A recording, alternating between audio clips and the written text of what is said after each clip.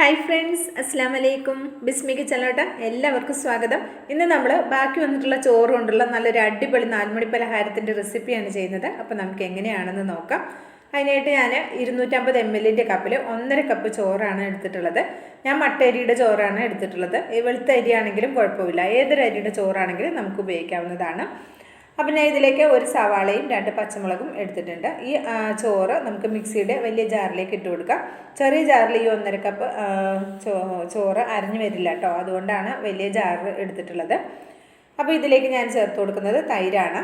1/2 cup തൈരാണ് ഞാൻ എടുത്തിട്ടുള്ളത്. 125 ml കപ്പിൽ 1 കപ്പ് കേട്ടോ. 250 ml കപ്പിലാണ് എടുക്കുന്നതെങ്കിൽ 1/2 കപ്പ് അതുകൂടെ ചേർത്തിട്ട് നമുക്ക് ഈ ചോറ് നല്ല പേസ്റ്റ് പോലെ ഒന്ന് അരച്ചെടുത്തിട്ടുണ്ട്. അപ്പോൾ അധികം പുളിയില്ലാത്ത തൈര് എടുക്കാൻ ശ്രദ്ധിക്കുക. എന്നിട്ട് നമുക്ക് ഈ അരച്ച ഈ പേസ്റ്റിനെ നമുക്കൊരു ബൗളിലേക്ക് ഇട്ട് കൊടുക്കാം. ഇനി ഇതിലേക്ക് നമ്മൾ എടുത്തു വെച്ചിട്ടുണ്ടായിരുന്ന 2 പച്ചമുളക് ചേർത്ത് കൊടുക്കാം.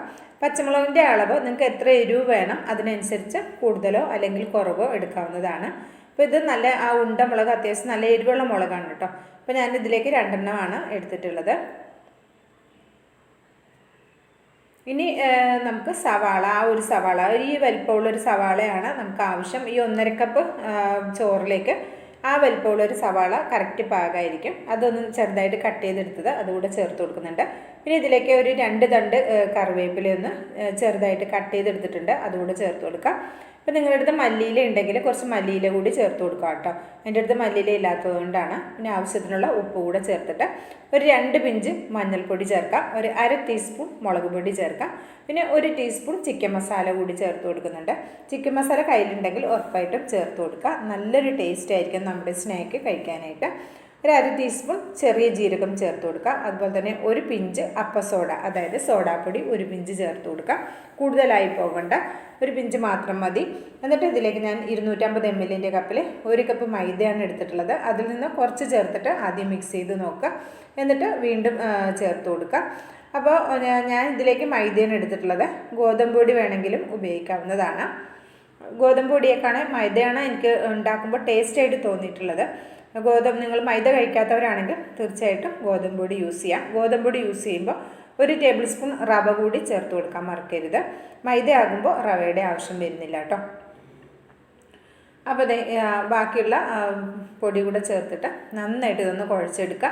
അപ്പോൾ ഇത് നന്നായിട്ട് ഇതൊന്ന് മിക്സ് ചെയ്തെടുക്കുമ്പോൾ ഇതിലേക്ക് വെള്ളത്തിൻ്റെ ആവശ്യമൊന്നുമില്ല കേട്ടോ. നമ്മൾ തൈര് ചേർത്ത് ചോറ് അരച്ചതുകൊണ്ട് ആ നിലവിൽ തന്നെ ഈ 1 കപ്പ് മൈദ നമുക്ക് നന്നായിട്ട് ഇതേപോലെ ഒന്ന് മിക്സ് ചെയ്തെടുക്കാൻ പറ്റും. ഈ ഒരു കൺസിസ്റ്റൻസിയാണ് വേണ്ടത്. ഞാൻ പറഞ്ഞിട്ടുള്ള അളവ് കറക്റ്റായിട്ട് ഇതേപോലെ എടുത്തു കഴിഞ്ഞാൽ ഈ ഒരു രീതിയിലിരിക്കും. അപ്പോൾ ഇതിലേക്ക് നമുക്ക് വെള്ളത്തിൻ്റെ ആവശ്യമേ വരുന്നില്ല. നമ്മളിതിൽ അളവ് കൂടുകയോ കുറയോ ചെയ്യുമ്പോഴാണ് ഈ ഒരു പരുവത്തിന് ചെറിയ വ്യത്യാസം വരും. അപ്പോൾ നിങ്ങളതൊന്ന് ശ്രദ്ധിച്ചേക്കണം.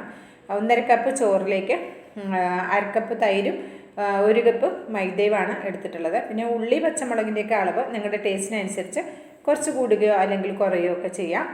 അപ്പോൾ ഇത് നന്നായിട്ട് മിക്സ് ചെയ്തിട്ട് ഒരു 10 മിനിറ്റ് ഞാനൊന്ന് റെസ്റ്റ് ചെയ്യാൻ വയ്ക്കുന്നുണ്ട്. അപ്പോൾ ഒരു 10 മിനിറ്റ് കഴിഞ്ഞതിന് ശേഷം ഇത് എടുത്തിട്ടുണ്ട്. ഇനി നമുക്കിതൊന്ന് ഫ്രൈ ചെയ്തെടുക്കാം.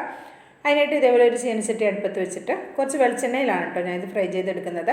അപ്പോൾ നിങ്ങൾക്കിത് ഓയിൽ മതിയെങ്കിൽ ഓയിൽ യൂസ് ചെയ്യാം, വെളിച്ചെണ്ണ മതിയെങ്കിൽ വെളിച്ചെണ്ണ യൂസ് ചെയ്യാം. നിങ്ങൾക്ക് ഇഷ്ടമുള്ള ഏത് എണ്ണ വേണമെങ്കിലും എടുക്കാം. എന്നിട്ട് ഇത് നമുക്ക് കൈ ഒന്ന് നനച്ചതിന് ശേഷം കുറച്ച് വീതം നമ്മൾ ഒന്ന് ഉള്ളിയിട്ടിട്ട് ഫ്രൈ ചെയ്തെടുക്കാം. വളരെ സിമ്പിളായിട്ട് ചെയ്തെടുക്കാവുന്ന നല്ല ടേസ്റ്റി ആയിട്ടുള്ള ഒരു അടിപൊളി സ്നാക്കാണ്. ഒരുപാട് ചേരുവകളൊന്നുമില്ല. സാധാരണ നമ്മുടെ വീട്ടിൽ കാണുന്ന ചേരുവകൾ മാത്രം വെച്ചിട്ട് നമുക്കൊരു അടിപൊളി ചായക്കടി നമുക്ക് തയ്യാറാക്കി എടുക്കാൻ പറ്റും. കുട്ടികൾ സ്കൂളിൽ വരുന്ന സമയത്തൊക്കെ അവർക്ക് ചൂട് ചായക്കൊപ്പൊക്കെ കൊടുക്കാൻ നല്ല അടിപൊളി കോമ്പിനേഷനാണ്. ഇതിനെ നമുക്ക് പ്രത്യേകിച്ച് ഒന്നും കൂടെ കഴിക്കാൻ വേണമെന്നില്ല. ഇത് ഒരു ചൂട് ചായയുടെ ഒപ്പം നല്ല സൂപ്പറായിട്ട് നമുക്ക് കഴിക്കാൻ പറ്റും. അതുപോലെ നിങ്ങൾക്ക് വലഞ്ഞ് ചട്നിയൊക്കെ രാവിലത്തൊക്കെ ഉണ്ടെങ്കിൽ അതും വേണമെങ്കിൽ ഇതിൻ്റെ ഒപ്പം കൂട്ടി കഴിക്കാവുന്നതാണ്. ഇപ്പോൾ അതെ 2 ഭാഗവും നന്നായിട്ട് മൂത്ത് വന്നിട്ടുണ്ട്. ഈ ഒരു കളറാകുമ്പോൾ നമുക്ക് എണ്ണയിൽ നിന്ന് കോരിയെടുക്കാം. അപ്പോൾ ഫ്ലെയിം ഒരു മീഡിയം ഫ്ലെയിമിൽ വെച്ചിട്ട് ഇത് നമുക്കിത് ഫ്രൈ ചെയ്തെടുത്താൽ മതി. ലോയിലേക്ക് വെക്കരുത് കേട്ടോ. എണ്ണ അത്യാവശ്യം നല്ല ചൂടായിരിക്കണം. അപ്പോൾ എണ്ണയുടെ ആ ചൂടൊന്ന് ക്രമീകരിച്ച് ഫ്ലെയിം ഒന്ന് അഡ്ജസ്റ്റ് ചെയ്തിട്ട് വേണം നമ്മളിത് ഫ്രൈ ചെയ്തെടുക്കാനായിട്ട്. ഇത് എണ്ണയൊന്നും കുടിക്കില്ല. വളരെ സിമ്പിളാണ്. കുറഞ്ഞ സമയം കൊണ്ട് തന്നെ നമുക്കിത് തയ്യാറാക്കി എടുക്കാൻ പറ്റും. അപ്പോൾ അതേപോലെ നമുക്ക് ബാക്കിയുള്ളതെല്ലാം അതേപോലെ റെഡിയാക്കി എടുക്കാം. അപ്പോൾ എണ്ണയുടെ ചൂടൊന്ന് ശ്രദ്ധിക്കാനും മറക്കരുത്.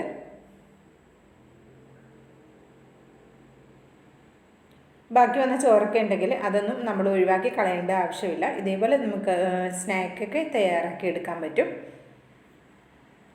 ഇത് 10 മണിക്ക് കുട്ടികൾക്ക് എന്തെങ്കിലും സ്നാക്ക് കൊണ്ടുപോകുമ്പോൾ അവർക്ക് അങ്ങനെ കൊടുത്തയക്കാനും പറ്റുന്നതാണ്. അപ്പോൾ ഇത്രേ ഉള്ളൂ. വളരെ സിമ്പിളായിട്ട് ചെയ്തെടുക്കാവുന്ന നല്ല ടേസ്റ്റി ആയിട്ടുള്ള ഒരു അടിപൊളി സ്നാക്കാണ്. ഇഷ്ടമായിട്ടുണ്ടെങ്കിൽ ട്രൈ ചെയ്ത് നോക്കണം, അഭിപ്രായം അറിയിക്കണം, ലൈക്കും ചെയ്യണം കേട്ടോ. ഇൻഷാ അല്ലാഹ് അടുത്തൊരു വീഡിയോ ആയിട്ട് വരാം. എല്ലാവർക്കും നന്ദി, നമസ്കാരം.